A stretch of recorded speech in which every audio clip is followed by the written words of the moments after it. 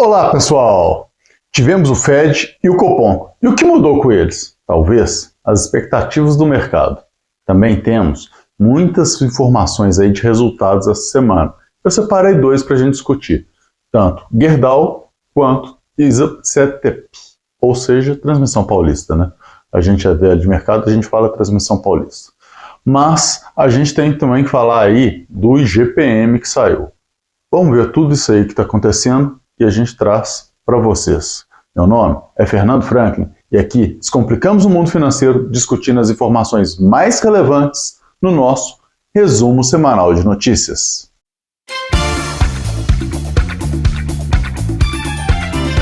Então vamos lá, começando pelas notícias internacionais, vamos falar aí dos Estados Unidos. O Fed ele manteve a taxa de juros entre 5,25 e 5,50, era esperado, mas a fala do Jerome Powell levou o mercado a acreditar que a gente pode ter sim um corte em setembro. Para ajudar, né, nesse corte que o mercado está prevendo acontecer, para ajudar nesse corte, tem aí o Reino Unido cortando lá com o Banco da Inglaterra, cortando a sua taxa de juros em 0,25, agora é 5%.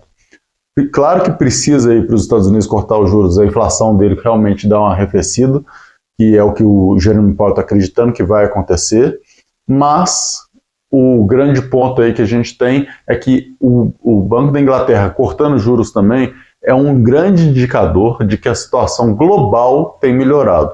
Então é um ponto importante aí para a gente nesse sentido, tá? Então vamos acompanhar, porque é um ponto bem significativo. Passando aí para as notícias nacionais, o destaque fica também para o Copom, que manteve os juros em 10,50, né, conforme já era esperado pelo mercado como um todo, mas o mercado está avaliando que o tom do comunicado, a gente tem que aguardar a ata, eu sempre falo para a gente ver a ata, porque ela pode mudar alguma coisa, está indicando aí menores chances de corte. Eu até fiz um vídeo falando aí dessa questão do Copom e do Fed. Um dos pontos que eu destaquei para o Copom é o comunicado falando em questões do fiscal, que eles não detalharam tanto o que eles estão esperando, se esse corte aí, esse contingenciamento feito pelo governo é algo positivo ou não, não citaram algo em relação a isso, e eu espero que na ata fale alguma coisa. Se eles estão acreditando que vai ser suficiente ou não, o que eles estão sentindo disso aí, que eu quero enxergar lá se fala alguma coisa desse sentido. Então, por isso que eu gosto de ver a ata. Mas o mercado está avaliando, então, esse tom um pouquinho mais complicado. A gente tem que ver também que saiu o IGPM depois, obviamente, aí do Copom, mas saiu o IGPM e ele não quer ajudar a gente, né? Ele subiu 0,61 em junho, uma alta de 3,82 em 12 meses aí, a 3,82 é bem forte, né? Acima das expectativas, que era de 0,47.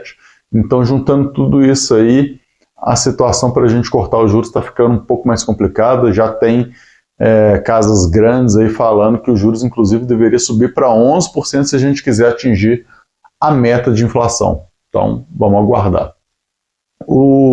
Fechando essa semana, o Ibovespa teve uma queda então de 1,29.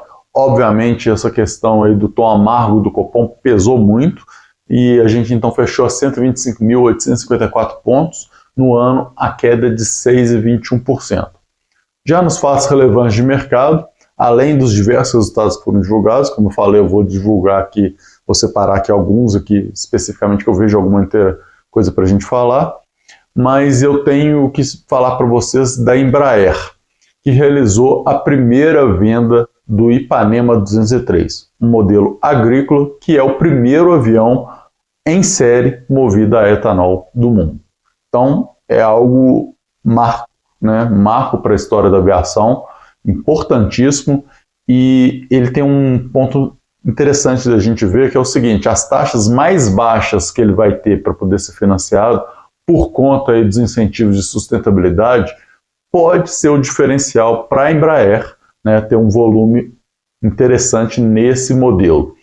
Outro ponto importante, né, que como ele é um modelo agrícola, pode ter um potencial aí de reduzir custos do agro. Claro que o tempo que vai dizer como é que vai ser a adesão do agro para ele, mas é algo que pode reduzir tanto o custo por ser etanol, que é mais barato em termos de combustível, mas também o custo da aquisição do avião, né, como o financiamento vai ser mais barato, pode ser aí algo interessante para a gente acompanhar. mas só o tempo que vai dizer se efetivamente vai ter um impacto ou não no resultado do agro como um todo. Passando para os demais resultados, né, a gente tem aí a Gerdau, que o resultado também não foi dos melhores, né, mostrando que não foi só a Usiminas, que a gente falou na semana passada, que teve um resultado ruim no trimestre. Mas o lucro líquido da Gerdau ele caiu 24,1% em relação ao primeiro trimestre de 24 e 55,9% em relação ao segundo trimestre de 24.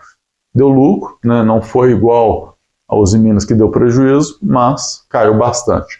O EBITDA caiu 6,7% em relação ao primeiro trimestre e 30,8% em relação ao segundo trimestre de 23. Então, bem importante esse resultado. Outro resultado importante foi a ISA-CETEP, né, a Transmissão Paulista, para quem é velho de mercado, a TRPL4. O lucro líquido subiu 4% em relação ao primeiro trimestre de 24, beleza, ok, nada demais, mas 62,9% em relação ao segundo trimestre de 23. Esse aumento em relação ao segundo trimestre de 23 e ter conseguido se manter e mantendo em relação ao que aconteceu também no primeiro trimestre, é muito importante para a empresa, né? Mostra que a situação está realmente num nível melhor. O EBIT ele já caiu 0,7% em relação ao primeiro trimestre de 24, já não foi tão legal, né? Mas aumentou 29,7% em relação ao segundo trimestre de 23. Então, bem importante aí, manteve um aumento, né? Então, nessa linha que está consolidando o resultado positivo em relação ao ano passado. Outro ponto fundamental de se olhar no resultado da Transmissão Paulista é o endividamento, né? O custo caiu de 11,53%, o custo do endividamento no segundo trimestre de 23 para 10,50%. Então, é uma queda de 1% aí, bem importante. E o prazo também é outro ponto importante, ele aumentou mais de um ano. Ele foi de 6,1 anos para 7,2 anos. Além disso, ele também teve algumas mudanças no perfil do endividamento, né, consolidando aí uma mudança para debêntures, então está aumentando o percentual em debêntures, continua com um percentual alto vinculado ao IPCA também, mas um debêntures vinculado ao CDI e debêntures vinculados ao IPCA. Então é uma mudança de perfil que tem feito, saiu aí das nossas promissórias, saiu aí de algumas dívidas com bancos, né, então é interessante a gente avaliar e acompanhar. Isso aí é um novo perfil, mostra algumas coisas, inclusive para o mercado como um todo, para os investidores como um todo, não só para quem quer investir em ações, mas quem quer investir também em debêntures, é um sinal aí que está mostrando de uma mudança de mercado que é interessante também. Bom, o que eu tinha para trazer para vocês hoje era isso, espero que tenham gostado. Deixa no comentário aqui para mim o que vocês estão esperando, principalmente para a queda de juros lá dos Estados Unidos, se vai acontecer em setembro ou não. E, obviamente, quem quiser fazer algum comentário aí da Embraer, que é um ponto muito bonito para a gente ter aí como brasileiro, né, para ver uma empresa trazer uma novidade dessa, é legal também de falar. E se quiser falar alguma coisa, elogiar ou criticar o resultado de Gerdau e ISA-CETEP, ou qualquer outro resultado que saiu essa semana, que foram vários, o canal aqui está aberto para a gente discutir, debater. Vocês sabem que eu respondo todos e vou ler todos com muito carinho. Então agradeço muito a participação de vocês. Muito obrigado e até a próxima. Tchau, tchau.